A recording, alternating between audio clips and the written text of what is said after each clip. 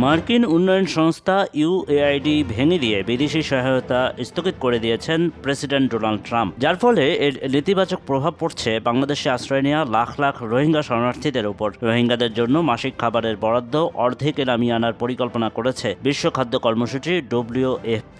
এতে লাখ লাখ রোহিঙ্গা শরণার্থীদের সংকট আরও ঘনীভূত হচ্ছে। জাতিসংঘ থেকেও এ নিয়ে উদ্বেগ প্রকাশ করা হয়েছে। আকস্মিক সহায়তা বন্ধের এই সিদ্ধান্তে এখন উদ্বিগ্ন রোহিঙ্গারা। কি হবে এখন তাদের?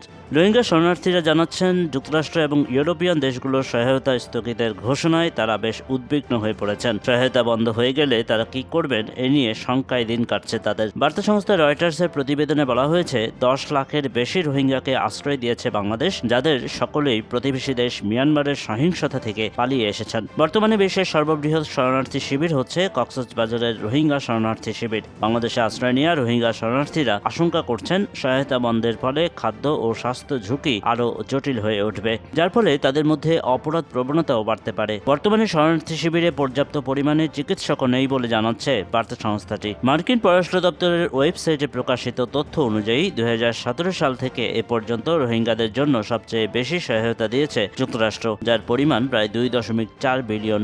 শরণার্থী শিবিরে তত্ত্বাবধানকারী বাংলাদেশের শীর্ষ কর্মকর্তা মোহাম্মদ মিজানুর রহমান বলেছেন, তহবিল স্থগিত করার ফলে মার্কিন অর্থায়নে পরিচালিত 5টি হাসপাতাল তাদের পরিষেবা কমিয়ে দিতে বাধ্য হয়েছে। এছাড়া ইন্টারন্যাশনাল রেস্কিউ কমিটির বাংলাদেশের কান্ট্রি ডিরেক্টর হাসিনা রহমান জানিয়েছেন, এ পর্যন্ত 11টি প্রাথমিক চিকিৎসা কেন্দ্র সহ প্রায় 48টি কেন্দ্রে স্বাস্থ্যসেবা ক্ষতিগ্রস্ত হয়েছে। ফলে অনেক শরণার্থী প্রয়োজনীয় চিকিৎসার সুযোগ থেকে বঞ্চিত হচ্ছেন। তিনি বলেন, বর্তমানে আমাদের অগ্রাধিকার হচ্ছে সবচেয়ে ঝুঁকিপূর্ণদের সহায়তা দেয়া, বিশেষ করে নারী, মেয়ে এবং শিশুদের সুরক্ষার উপর গুরুত্ব দিচ্ছেন তারা।